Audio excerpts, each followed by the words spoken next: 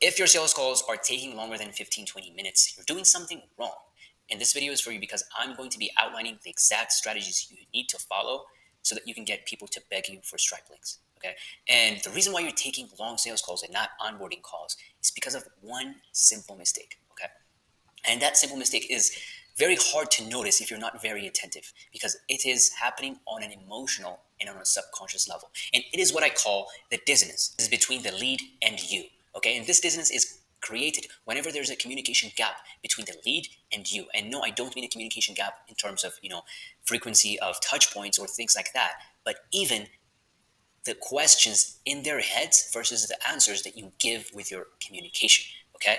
And this is really important to understand because this energy that comes from the lead towards you should be transferred as smoothly as possible so that you can maintain the flow of interest as you go through the sales process. If you have dissonance, it just wanes down and down. Okay. Do you see this line getting thinner and thinner?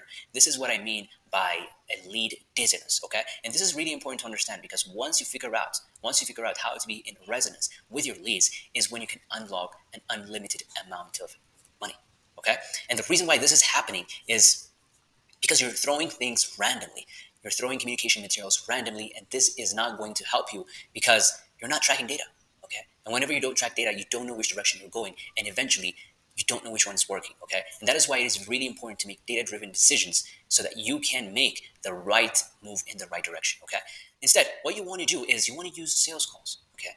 If you've taken sales calls, those things are gold mines if you know how to decode them. Okay. And whenever you can leverage that process of decoding sales calls and finding the gem within them is when you create market resonance. Okay. This is where you create the lead resonance. And whenever communication or marketing you make with the lead is transferred strongly with you. Okay. And as you can see, this line gets thicker and thicker because you are in resonance with the lead. Okay. And this is how you can guarantee basically close to 0%, sub 10% lead drop-offs. Okay. But in this case, you're just dropping off leads left and right at each and every breakage point in the communication. Okay. And it's really important to understand because when you understand this process is when you can leverage things that you never thought was possible. Okay. Now, how are you going to implement this to actually get resonance within your messaging is your question. Okay. So I have a 3-step simple process that you can follow that could take you there. Okay. So first things first is you need to review sales calls. You need data to actually know what the market wants or what the market is asking. But the thing is, people who review sales calls look for the wrong answers. And whenever you look for the wrong answers, you get the wrong data. Okay. That is why they say you ask dumb questions and you get dumb answers. Okay. So here in this video, I'm going to give you the exact questions you need to ask or the answers that you should be looking for in your sales calls so that you can create this resonance as easily as possible. Okay. First question is, who are they? Who are these people? Okay. Who are this avatar? You need to be able to describe them as succinctly as possible. Okay. What are they saying? What are they saying? What do they say about their life? What do they say about the problem? What do they say about their goals? Okay. And what are they doing about it right now? Because it's really important. You need to be grounded in the current moment by asking this question. And once you know the answer to this question, you can ask then, what is it that is working and what is it that is not working? Because this is also an important data to actually leverage within your messaging to be in resonance with it. Okay. Once you know these answers, you can also ask, have they worked with other people like you in the past as well? Okay. And if so, what did they do and did it work or did not work? If it didn't work, why didn't it work?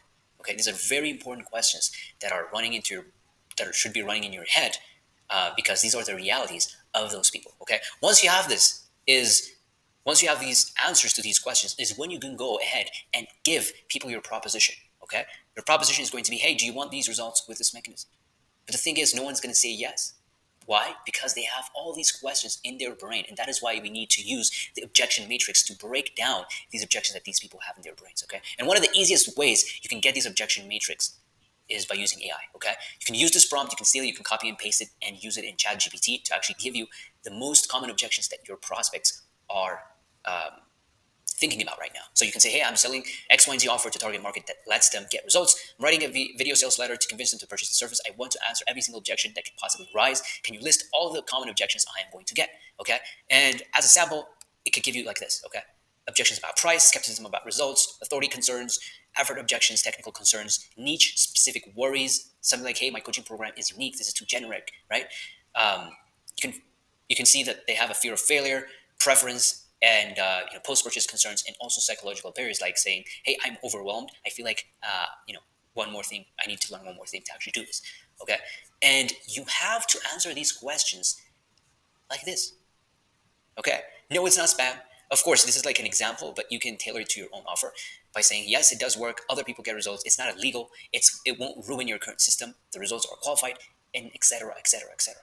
And once you have these answers, what you do is you weave these into each and every single piece of your funnel steps. Okay, you weave this argument into your funnel steps, and the way that you weave it should not be as obvious as we just made it. Okay, you can use connecting phrases or words or scenarios or even circumstances to actually get those objections in at each and every single point of the sales process by saying, "Hey, you might be thinking X, Y, and Z," or "I know that you're worried about X, Y, and Z objection." Okay, and you need to apply and weave these into the VSL, into your conversations that your setters are having, into your ads, into your content, and it's really important that you repeat yourself over and over and over again, because this is not a one-time process. Okay, because people need to be reminded more than they need to be taught. Okay, and that is why you need to be able to repeat this message as many times as you can, because people have such short attention spans. When you're worried about boring people, people don't even know that you exist, and that is why you need to repeat yourself more and more than ever. Okay,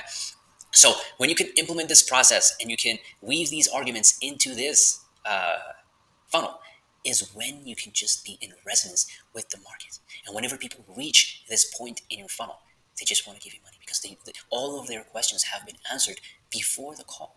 Okay, because you do not want to make the call an education platform or an education call. Okay, you want it to become a decision making call. Okay, and the way you can do that is by answering each and every single question that they have before it. Okay, that is the most important part. And yeah, so this is the basic three-step process that you can use to create this kind of resonance in the marketplace. So if this was helpful, leave me a like. And if you have any questions or comments, leave them down below, and I'll see you in the next one.